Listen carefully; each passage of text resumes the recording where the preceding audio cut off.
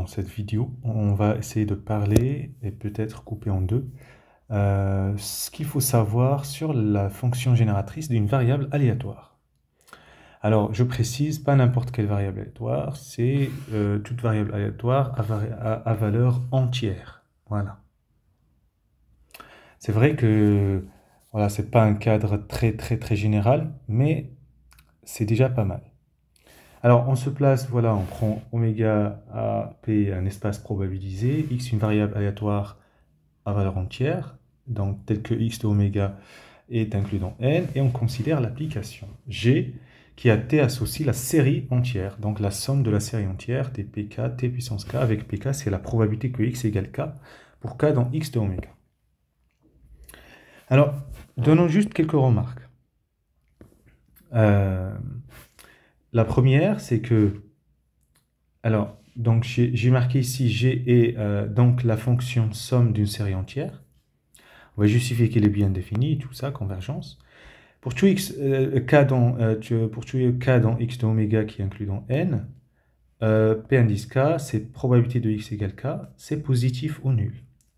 Avoir une série entière dont les coefficients à n sont positifs ou nuls, ce n'est pas rien.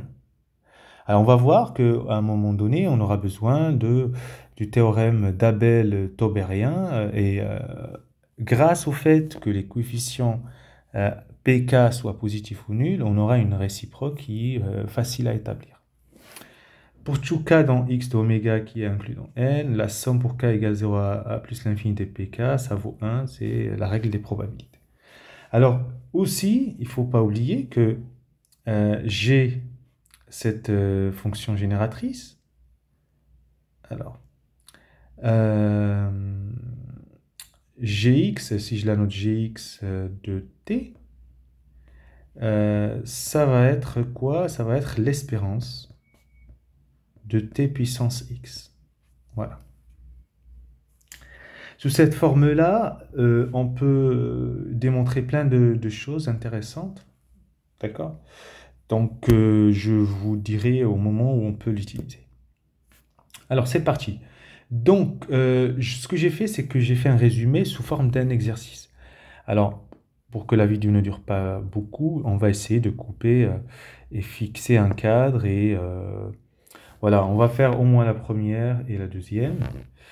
La troisième doit être toute seule dans une vidéo parce que là, il va y avoir une récurrence pour faire le cas n égale 2, là on va le faire rapidement. Pour n variables, il va y avoir une récurrence.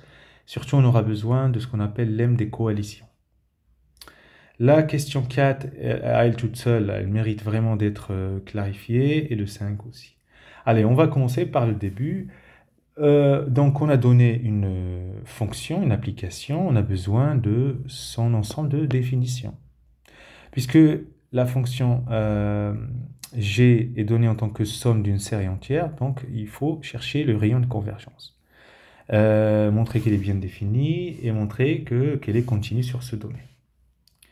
La deuxième question, on va s'intéresser au caractère C infini, sur quel domaine. On va donner une expression de la dérivée km de gx pour tout cas. Et on va montrer qu'elle caractérise la loi de x.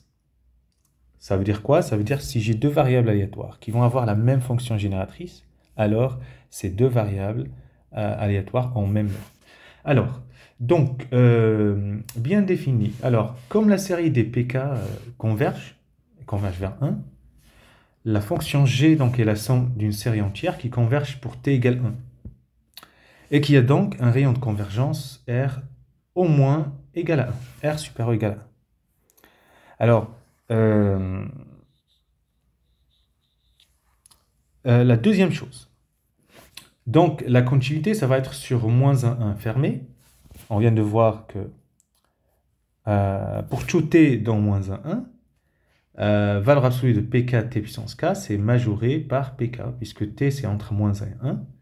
Et comme la série des pk converge, donc la série des pk t puissance k, ça va converger normalement sur moins 1. Et donc uniformément. On veut continuité d'une somme d'une série entière, donc on a besoin de la convergence normale uniforme. Et on a besoin que pour chaque t, t associé pk t puissance k soit continu sur moins 1. Donc, le théorème vous dit que la somme gx est continue sur moins 1, 1. Très bien. Alors, maintenant, le caractère C infini. Alors, gx est C infini sur moins 1, 1 ouvert. Ça, c'est en tant que somme d'une série entière de rayons de convergence au moins égale à 1. Voilà, vous avez théorème sur les séries entières. Dès que vous avez une série entière de rayons grand R non nuls, strictement positifs, alors la somme de la série entière est C infini sur l'ouvert, moins R, R. Voilà. Alors pour tout k dans n et pour tout t dans moins 1, 1, la dérivée km de g en t, donc c'est n fois n-1 fois n-k plus 1 fois p de x égale nt puissance n-k. Et si vous voulez, donc on peut regrouper, c'est n factoriel, c'est n-k factoriel, p de x égale n t puissance n-k. Alors, pourquoi elle caractérise la loi? C'est l'unicité du développement C entière. Donc, en 0, regardez, on remplace t par 0, on trouve k factoriel, p de x égale k. Alors, pourquoi? Ben, c'est juste parce que là, n égale k, donc pour n égale k, ça va donner k factoriel sur 0 factoriel qui est 1, donc k factoriel, p de x égale k, t puissance k moins k c'est 0, ça fait le terme constant et le reste, ça vaut 0. Et du moment que vous avez cette égalité, donc vous pouvez déduire p de x égale k, c'est dérivée km de gk en 0 sur k factoriel. Et donc, alors, gx caractérise bien la loi de x, c'est-à-dire que si deux variables aléatoires x et y ont la même fonction génératrice, alors elles ont la même loi.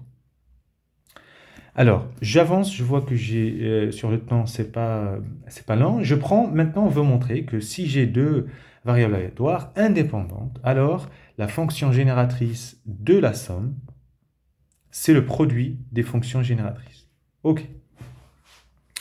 Alors, pour tout t dans moins 1, 1, la série des px1 égale, donc j'ai deux variables aléatoires indépendantes, vous verrez bien où je l'utilise. Les séries de px1 égale ntn et px2 égale ntn sont absolument convergentes puisqu'elles sont normalement convergentes. Alors donc on peut effectuer le produit de Cauchy. Pour tout t dans moins 1, 1, gx1t, gx2t, c'est la série des an, tn avec an, c'est quoi? C'est la somme de k égale 0 à n, p de x1 égale k, p de x2 égale n-k. Mais les deux variables sont indépendantes. Donc ce produit de probabilité là, c'est la probabilité que x1 égale k et x2 égale n-k. Et quand vous regardez bien an, c'est la somme pour k égale 0 jusqu'à n de cette probabilité, ben c'est exactement p de x1 plus x2 égale n. Donc finalement, le produit de Cauchy de gx1 et gx2, c'est la série des an tn, et c'est ça, tn, et ça c'est quoi? C'est la série entière de la variable aléatoire x1 plus x2. Alors au passage, on aurait pu utiliser que gx plus 1 plus x2 en t, pour tout t dans moins 1, 1, c'est l'espérance de t puissance x1 plus x2, c'est l'espérance de t puissance x1 fois t puissance x2, et indépendante, donc l'espérance d'un produit, c'est le produit des espérances, x2, et là c'est gx1 en t fois gx2 de t. Voilà, version express. Alors, donc on a montré deux variables, on peut montrer pour n variables, si on veut regarder une petite récurrence sur n, alors, la récurrence sur n, pour n égale 2, ok, c'est déjà fait.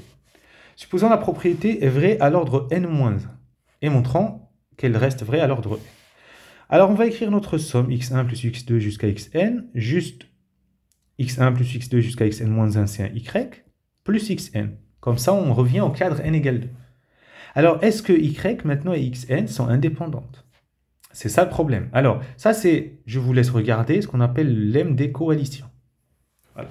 Dès que vous avez x1, x2, x3 indépendantes, alors x1 plus x2 et x3 sont indépendantes, et vous pouvez faire plein de choses comme ça. Donc, j'admets le lemme des coalitions. Donc, c'est ce qui est marqué ici, x1, x2, xn des variables aléatoires indépendantes. Alors, x1 plus x2, x3, virgule et xn sont indépendantes. Pour tout cas, dans 2n-1, x1 plus x2 jusqu'à xk plus 1 jusqu'à xn sont indépendantes.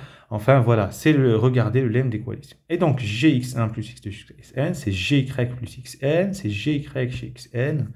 Et comme y, c'est par hypothèse de récurrence, donc là, c'est le cas n égale 2, et là, c'est hr, hypothèse de récurrence. Et on obtient le résultat. Alors, qu'est-ce qui reste? Donc là, il reste la partie où on montre x admet un moment d'ordre 1, espérance, si selon si gx' admet une limite à gauche en 1, et l'espérance de x, c'est gx' en 1. Alors, on note gx de t, donc c'est la série des pxn égale tn, et puis gn de t, c'est p de x égale n, t puissance n. Alors, j'explique ce que c'est x admet un moment d'ordre 1. Ça veut dire la série à terme positif, c'est n, p de x égale n, converge. Ok, ben on va faire ça par double implication, cette équivalence. Premier sens, x admet un moment d'ordre 1. Alors, pour tout n dans n, donc qu'est-ce que je vous montre? Qu'est-ce que je veux montrer? C'est gx'. Donc, c'est la série dérivée. Je vais montrer qu'elle admet une limite à gauche en 1. Donc, finalement, c'est montrer que gx est dérivable en 1 à gauche. Donc, je veux appliquer le théorème dérivation et continuité de la somme. Donc, il me faut la convergence normale de la série dérivée. Donc, pour tout n dans n étoile, quel que soit t dans moins 1, la dérivée de petit gn, c'est là juste ce que j'ai marqué là. Ok. Donc, c'est n p de x n t puissance n, et c'est majoré par n p de x égale n, puisque je suis sur moins 1. Et la série des n p de x égale n converge, puisque x admet un moment d'ordre 1.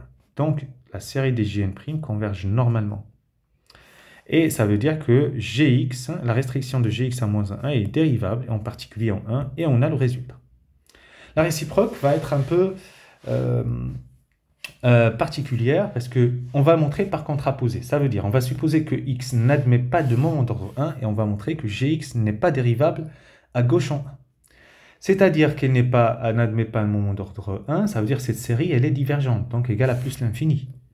Et donc, soit A strictement positif, il existe un n dans n, tel que cette suite n'est pas bornée. N égale 1 jusqu'à grand N, supérieur ou égal à 2A. Alors, par continuité en 1, donc il existe un alpha dans l'ouvert 0, 1, et pour tout t dans alpha 1 ouvert, donc la somme de 1, n égale 1 jusqu'à n grand N, npn t puissance n-1, supérieur ou égal à A. Alors en conséquence, pour tout t dans alpha 1 ouvert, gx' de t, qui est la somme jusqu'à plus l'infini, va être supérieur à la somme jusqu'à grand N et donc supérieur à A. Alors de là, on peut directement dire que voilà directement que la limite quand x tend vers 1 à gauche est égale à plus l'infini, mais on va dire que on peut détailler en utilisant le théorème des accroissements finis. Pour tout t dans alpha 1 ouvert, gx en 1 moins gx en t sur 1 moins t va être supérieur ou égal à 1. Et si je prends la limite quand t tend vers 1 moins de ce quotient, ça va être plus l'infini. Donc gx n'est pas dérivable à gauche en 1.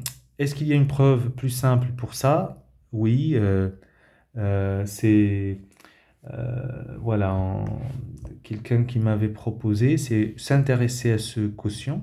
Ok, on peut s'intéresser à ce quotient et utiliser. Regardez, on peut utiliser 1 moins tn, regardez sur 1 moins t, ça c'est la somme pour k égale 0 à n-1 de t puissance k. D'accord? Ok? Donc, une fois j'ai ça, alors je vais remplacer ça par ça, et à droite, quand t tend vers, si je fais limite quand t tend vers 1, de cette somme k égale 0 jusqu'à n-1 de tk, vous allez me dire, ça va être la somme pour k égale... Je peux intervertir parce que la somme est finie, 0 à n-1 de 1. Et ça, c'est n. Et ce n-là que vous voyez là, il va intervenir, c'est le n qui est là que je peux remplacer. Et ça permet de montrer ça. Alors, la suite, c'est que x admet un moment d'ordre 2, si c'est si gx seconde admet une limite à gauche en 1, et dans ce cas-là, l'espérance de x carré égale ça. Voilà, on suppose, comme tout à l'heure, x admet un moment d'ordre 2, ça veut dire la série des n carré p de x égale n et converge. x admet un moment d'ordre 2, donc elle admet un moment d'ordre 1. Alors ça, il faut savoir, voilà, c'est si vous avez cette inégalité permet de justifier. Voilà. Si, voilà, c'est si vous prenez la somme des x, p de x égale, ouais, c'est petit k, p de x égale k, inférieur à la somme des k carré, p de x carré, p de x égale k, et compagnie, voilà. Et donc, cette inégalité permet de justifier que vous avez un moment d'ordre... si vous avez un moment d'ordre 2, voilà, ça c'est fini, et donc vous avez un moment d'ordre 1. Donc, ok, et donc dans ce cas-là, la série à terme positive des n fois n-1 p de x égale n est convergente. Pourquoi? Parce que n fois n-1, ça fait n carré moins n, et n carré fois p de x égale n, donc c'est celle-là que vous voyez ici, et moins n p de x égale n, c'est le moment d'ordre 1. Bref, on va appliquer théorème de dérivation série entière de la somme. Gx seconde, c'est n fois n-1, p de x égale n, t puissance n-1, n-2, pardon, je majore par n fois n-1 ça. Donc la série des gn secondes converge normalement sur ça. Ainsi, la restriction de gx à moins 1 est 2 fois dérivable sur moins 1. Et on a gx seconde en ça fait ça. Je développe. Et le terme de début, c'est espérance de x carré, le deuxième, c'est espérance de x. Alors, donc là, il me reste la deuxième partie, si x admet un moment d'ordre 1, mais pas d'ordre 2. Donc là, par l'absurde encore. Donc, pas d'ordre 2, donc cette série, elle diverge. Donc, comme au 4, la limite du quotient étant vers moins, cette fois-ci, de gx' en 1, ça va être égal plus l'infini. Ça veut dire que gx n'est pas deux fois dérivable. Alors, il ne faut pas oublier le cas où x n'admet pas un moment d'ordre 1. Donc, admettre un moment d'ordre 2 implique un moment d'ordre 1. Si x n'admet pas un moment d'ordre 1, donc elle n'admet pas un moment d'ordre 2. Et donc, la fonction génératrice n'est même pas dérivable à gauche en 1. Finalement, si x admet un moment d'ordre 2, la variance c'est espérance de x carré moins l'espérance de x le tout carré, et on obtient cette expression. Voilà, finalement, j'ai fait une vidéo et c'était un peu long. Bon courage!